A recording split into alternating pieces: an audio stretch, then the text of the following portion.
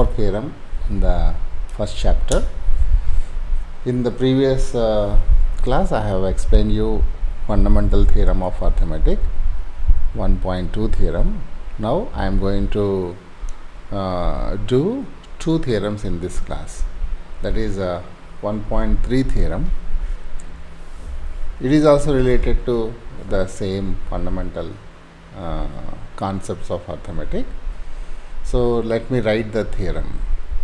Okay, this is theorem number 1.3.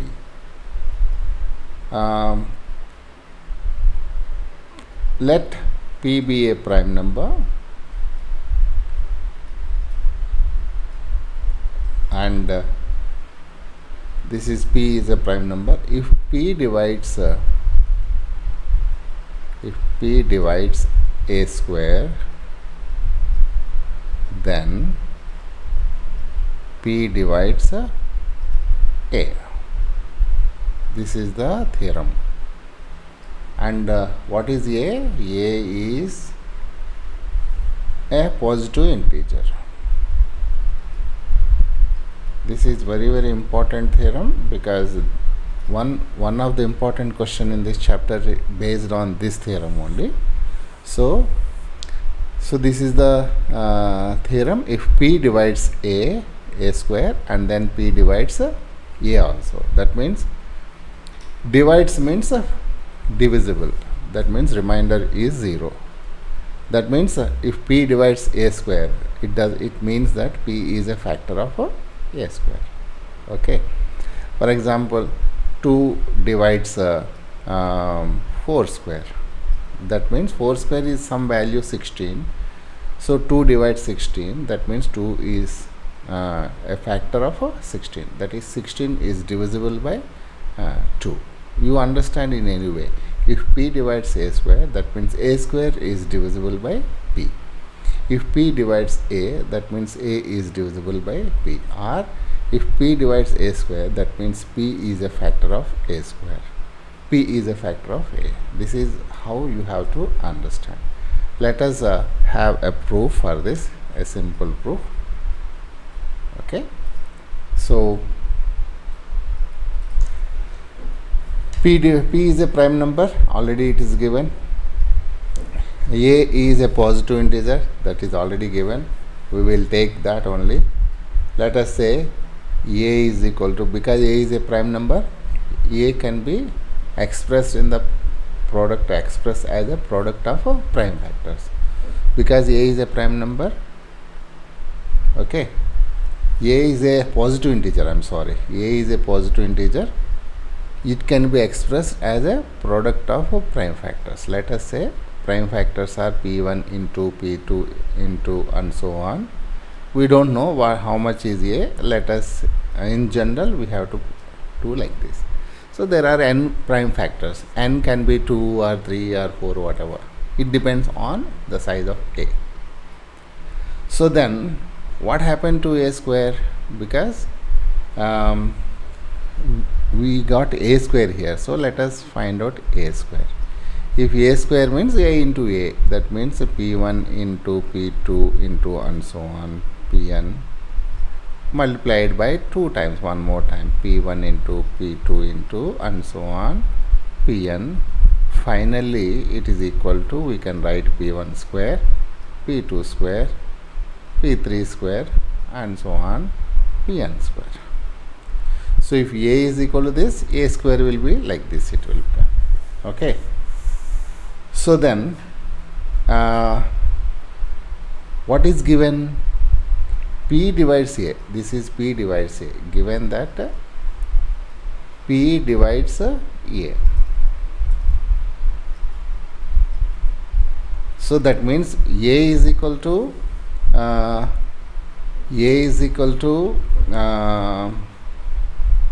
P divides A square, P divides A square.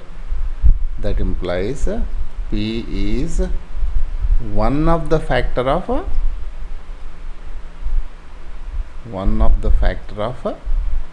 A square.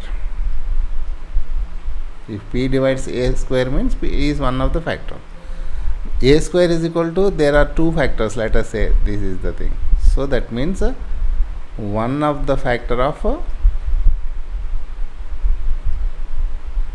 either P1, P2 and so on. One of the factor of, because in this both are same, we can take one. If P is one of the factor of A square, that means P is also one of the factor of P1, P2 and etc. P1. That means P lies somewhere in this. So that means because this is nothing but A, so that means one of the factor of I will write A in this. So that means finally what we got, P is one of the factor of A. That means P divides A. If P is a factor, that means P divides A. This is what is required to prove. So that is proved. Okay, so it looks a little bit confusing. You do it 2-3 times, then easily you can understand. But understanding is very important, especially on this theorem. Okay, and this theorem will be useful in doing the next theorem. So let me go to the next theorem also. Theorem number 1.4. Theorem number 1.4. So this prove root 2 is irrational. A very important question. If you want to prove this, you should understand 1.3 theorem. Then only it will be.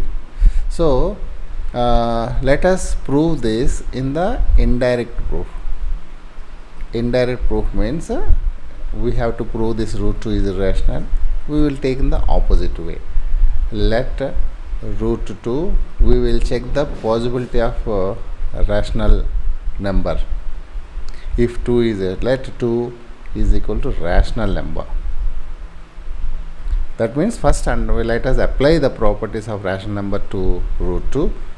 If they are satisfied, then we cannot prove root 2 is equal to irrational. If they are not satisfied, then definitely it will be irrational. Because any real number, there are only two possibilities. A real number can be either rational or irrational. So now you prove that root 2 is not rational, then automatically root 2 will become irrational. So before going to that, root 2 is rational means root 2, let us say A and B, A upon B. So what are the qualities of conditions for A? A, B are integers. This is one condition. B is not equal to 0. This is one more condition. And one more condition, A, B are co-primes. That means they should not have any common factor. A and B should not have any common factor. So these three conditions should be there for every rational number.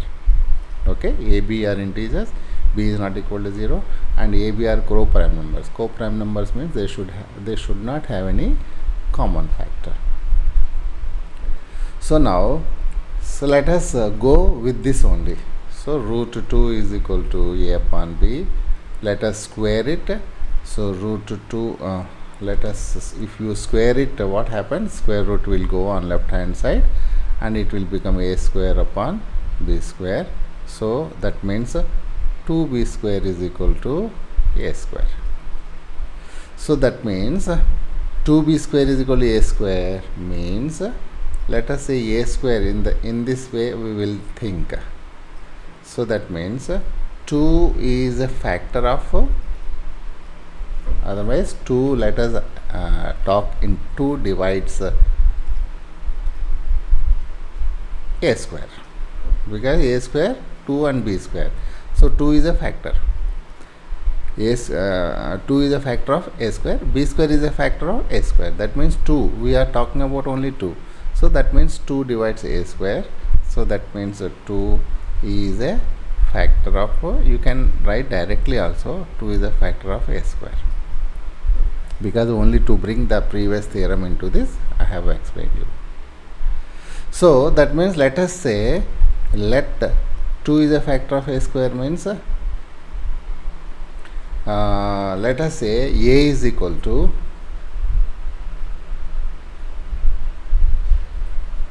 a is equal to 2k. Okay, a is divisible by 2, so a is equal to 2k. If 2 is a factor of a, means a is divisible by 2. So we can write 2 into any number. K is any integer. You can write any integer. So, right.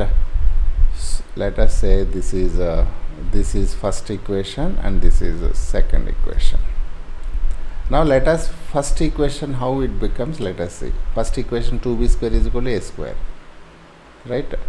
2b square is equal to, in the place of a, I will write 2k whole square.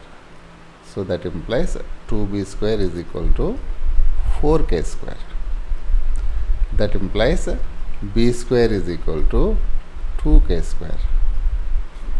So from b square is equal to 2k square, what you can understand? 2 is a factor of b square. That means 2 divides b square. If 2 divides b square, then 2 divides b also from 1.3 theorem. So that means 2 is a factor of b. If 2 divides b, then 2 is a factor of b. Let us say this is a third.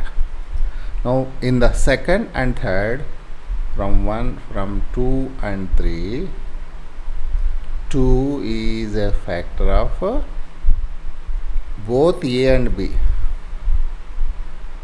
2 is a factor of both and a and b from 2 and 3. But which is contradiction. Why?